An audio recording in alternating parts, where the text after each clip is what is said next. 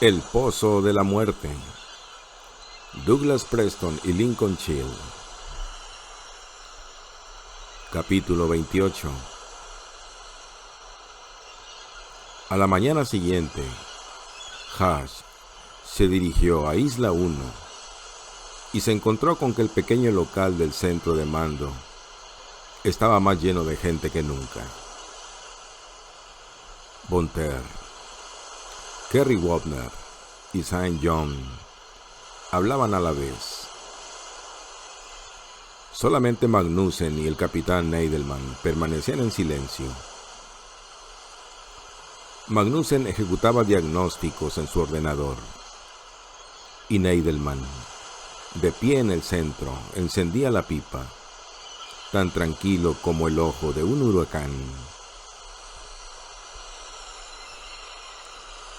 ¿Se han vuelto locos?, protestaba Wobner.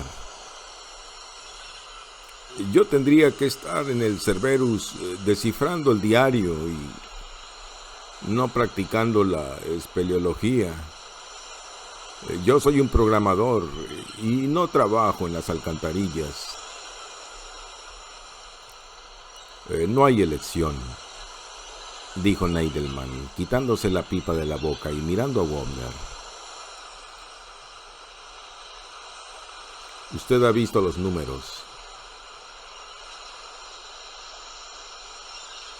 ¿Sí? Sí. ¿Y qué otra cosa esperaba? En esta maldita isla nada funciona bien. ¿Me he perdido algo importante?, intervino Hash. Buenos días, Malin. Neidelman lo saludó con una sonrisa. No, nada importante. Hemos tenido algunos problemas con los mandos electrónicos de las escaleras extensibles. ¿Solo algunos? Se burló Wobner. Y la conclusión es que cuando bajemos al pozo tendremos que llevar a Kerry con nosotros. Y una mierda, protestó Wobner. Ya le he dicho que la última pieza del dominó ha caído. Ya tengo el código. Tiene que creerme. Sila acabará de descifrarlo en un par de horas. Si ha caído la última pieza del dominó, Christopher puede encargarse del resto, dijo Neidelman con tono un poco más cortante. Efectivamente, respondió St. John, sacando pecho. Ahora solo es cuestión de imprimirlo y comenzar a efectuar las sustituciones de letras. Wobner los miró visiblemente descontento. La cuestión es dónde se le necesita más, Wobner, dijo Neidelman. Y ahora le necesitamos en el pozo de agua. Neidelman se dirigió a Hash y le explicó. Es fundamental que hoy se coloquen los sensores piezoeléctricos en el interior del pozo. Cuando estén conectados a la red informática, nos servirán como sistema de alarma en caso de que se produzca un debilitamiento de la estructura. Pero a Kerry le ha sido imposible calibrarlos desde aquí. Y eso quiere decir que, puesto que estos ordenadores no responden como es debido, tendrá que venir con nosotros y calibrarlos a mano, utilizando un ordenador portátil. Después puede transferir toda la información al ordenador central.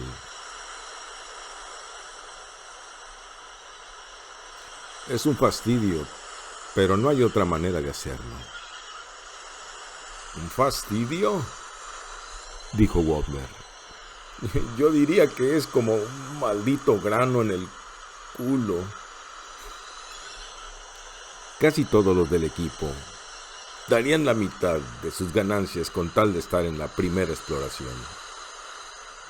Todos, menos yo, murmuró Wobner, mientras se apartaba de los demás. Von Ter rió. Neidelman se dirigió al historiador. Dígale al doctor Hatch la frase que descifró de la segunda mitad del diario. Saint John, engreído, se agarró la garganta antes de empezar a hablar.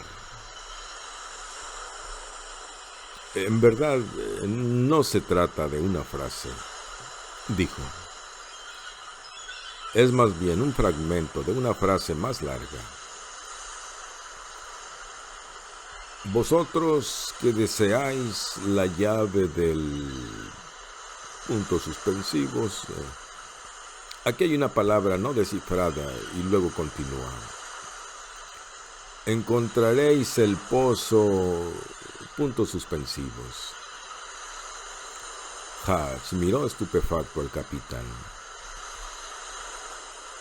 Entonces, ¿hay una llave o clave secreta para acceder al pozo de agua? Neidelman sonrió, frotándose las manos con ansiedad. Ya casi son las 8, dijo. Recojan sus cosas y nos pondremos en marcha. Hatch fue a su consulta a buscar su maletín y se unió nuevamente al grupo cuando subían la cuesta en dirección a Orthanc. Merde, qué frío hace, dijo Von Ter echándose el aliento en las manos. ¿Dónde se ha visto una mañana de verano como esta? Es una mañana de verano de Maine, replicó Hatch. Disfrútala. El aire te hará crecer pelo en el pecho. No lo necesito para nada, Monsieur le Docteur. La joven corrió delante del grupo, tratando de entrar en calor, y Hatch se dio cuenta de que él también estaba temblando. No sabía si a causa del frío o por la emoción del próximo descenso al pozo. El borde irregular de un frente nuboso había comenzado a arrojar una larga sombra a través de la isla, seguido de cerca por masas de cúmulos. Cuando Hatch llegó a la cima de la isla, vio que una maraña de cables multicolores surgía de los bajos de Orthanc y se hundía en la boca del pozo de agua. Claro que ahora ya no era más el pozo de agua. Estaba vacío, era accesible, y sus más íntimos secretos esperaban ser revelados. Hatch se estremeció y siguió adelante. Desde su atalaya podía ver la media luna gris del dique, que describía un arco en el mar alrededor de la punta sur de la isla. Era una vista extraña. Del lado exterior del dique se hallaba la azul inmensidad del océano, que se perdía entre las nieblas perpetuas que envolvían la isla. Del lado interior, el lecho pedregoso del mar estaba expuesto de una manera que era casi obscena, sembrado de pequeños charcos de agua estancada. En algunos lugares del lecho seco del mar se veían marcadores sobre las rocas, puestos allí para señalar las enterradas de los túneles por donde penetraba el agua del mar al pozo.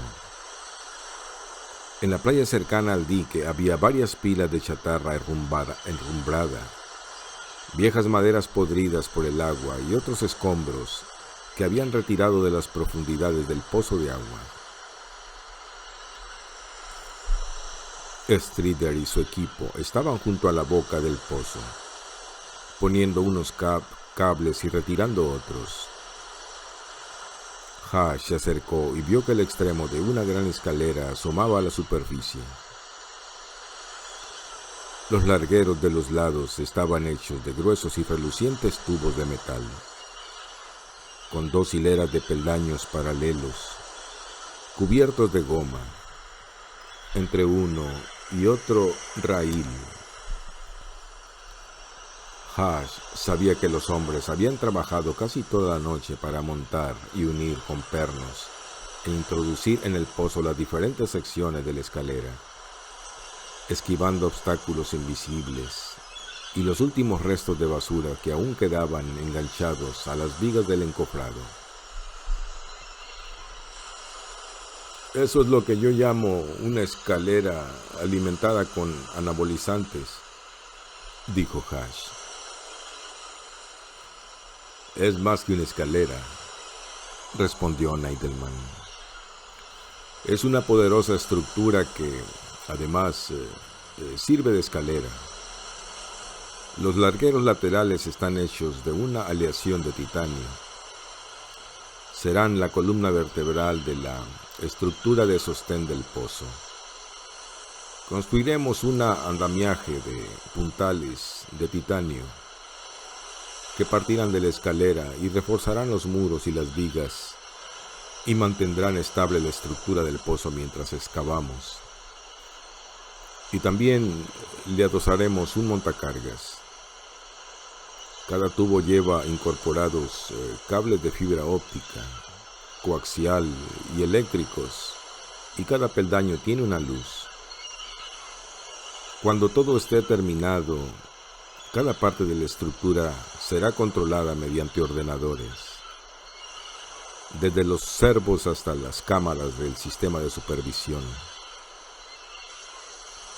Pero el amigo Wobner no ha conseguido hasta ahora conectar la estructura a la red, y no podemos controlar la distancia. Por eso le hemos invitado a que nos acompañe. Neidelman le dio unos golpecitos a la escalera con el pie. Ha sido fabricada a medida para Thalassa y ha costado cerca de $200,000. Wobner, que los había oído, se acercó muy sonriente. Capitán, dijo, sé de un lugar donde también puede comprar unos bonitos inodoros por $600.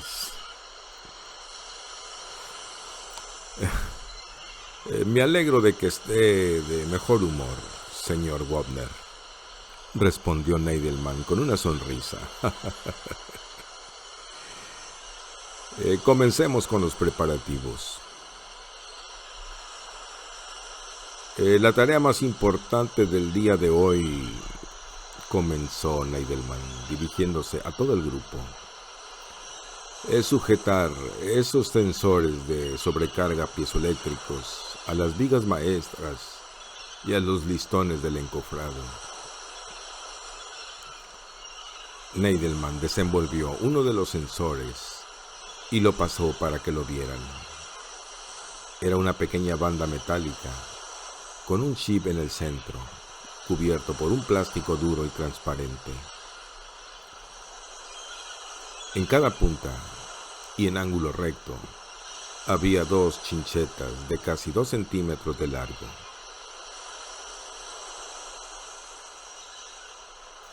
No tienen más que clavarlos en la madera. El señor Wobner procederá a calibrarlos y los registrará en su ordenador portátil. Mientras Neidelman hablaba, un técnico se acercó a Hash y le ayudó a ponerse una especie de arnés.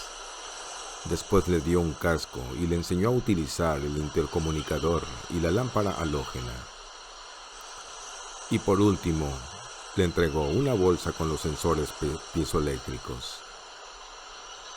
Cuando Hash estaba preparando su botiquín, vio que Neidelman le hacía un gesto para que se acercase a la escalera Se adelantó y el capitán habló por el micrófono que tenía en el casco. Magnussen, vuelva a dar la electricidad en la escalera.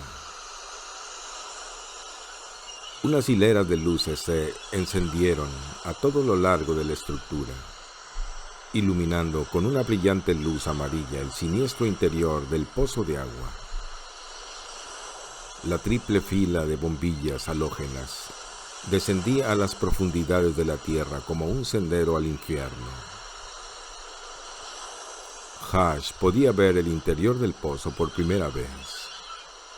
Era cuadrado, de unos 3 metros de lado, y en cada uno de los 4 lados era visible un encofrado de gruesos listones ensamblados a las grandes vigas maestras de los ángulos. El agujero del pozo estaba atravesado, cada 3 metros, por 4 vigas más pequeñas que se cruzaban en el centro y que evidentemente sostenían las vigas mayores e impedían que se desmoronaran. Hash se quedó impresionado por la estructura de la construcción. Era como si Macallan hubiera construido el pozo para que durara 1 milenio y no los pocos años que tardaría Ockham en venir a buscar su tesoro. Hash, contemplando las luces que se hundían en las tinieblas, se dio cuenta finalmente, con una extraña sensación en la boca del estómago, de lo profundo que era el pozo de agua. Las hileras paralelas de luces parecían encontrarse en un punto en la oscuridad, tan abajo que también los largueros de las escaleras parecían converger. El pozo parecía estar vivo, y se oían crujidos, ruido de gotas que caían, y hasta vagos suspiros y quejidos. Se oyó el ruido de los truenos, y una repentina ráfaga de viento agitó las hierbas alrededor de la boca del pozo. Le siguió una espesa lluvia. Hash permaneció donde estaba, protegido en parte por la voluminosa estructura de Orthanc. El joven pensó que dentro de unos minutos bajarían por la escalera hasta el fondo. Y una vez más tuvo la extraña sensación de que todo era demasiado fácil. Luego comenzó a percibir el olor que exhalaba el pozo, una mezcla de agua de mar y de los gases que emitían los peces muertos y las algas podridas. El cadáver de Johnny está allí, en ese laberinto de túneles, pensó Hash. Encontrar el cadáver de su hermano era algo que deseaba y al mismo tiempo temía con toda su alma. Un técnico le dio un pequeño sensor que controlaba la densidad de los gases y él se lo colgó del cuello. Recuerden que este no es un paseo, les advirtió Neidelman. Solo se soltarán de la escalera cuando tengan que poner un sensor. Los colocaremos, los calibraremos y saldremos de allí lo antes posible. Pero quiero que mientras estemos en el pozo observen muy atentamente el estado del encofrado, el tamaño y la cantidad de túneles y todo lo que les parezca pertinente. El fondo del pozo aún está lleno de lodo, de modo que nos concentraremos en las paredes y las entradas de los túneles laterales. Hizo una pausa para ajustarse el casco. Muy bien. Pónganse las cuerdas salvavidas y adelante. Las cuerdas salvavidas iban sujetas a los arneses. Neidelman pasó revista a todos los miembros de la expedición y comprobó que tuvieran bien ajustados los arneses. Me siento como un jodido empleado del servicio de reparaciones de la telefonía, se quejó Wobner. El programador, además de la bolsa de sensores piezoeléctricos, llevaba 2 ordenadores portátiles enganchados a la cintura. Pero Kerry, si es la primera vez que pareces un hombre hecho y derecho, se burló Von Ter. Casi todos los empleados de Thalassa, que aún estaban en la isla, se habían reunido en la zona del pozo. Se oyeron algunos aplausos.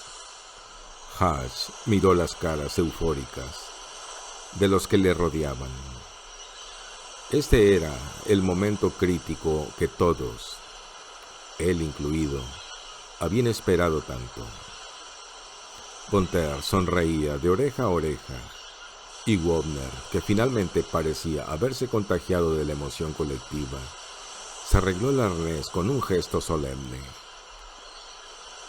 Neidelman echó una última mirada alrededor y saludó con la mano a los hombres de Thalassa. Después montó la escalera, sujetó su cuerda salvavidas a la barandilla y comenzó a bajar.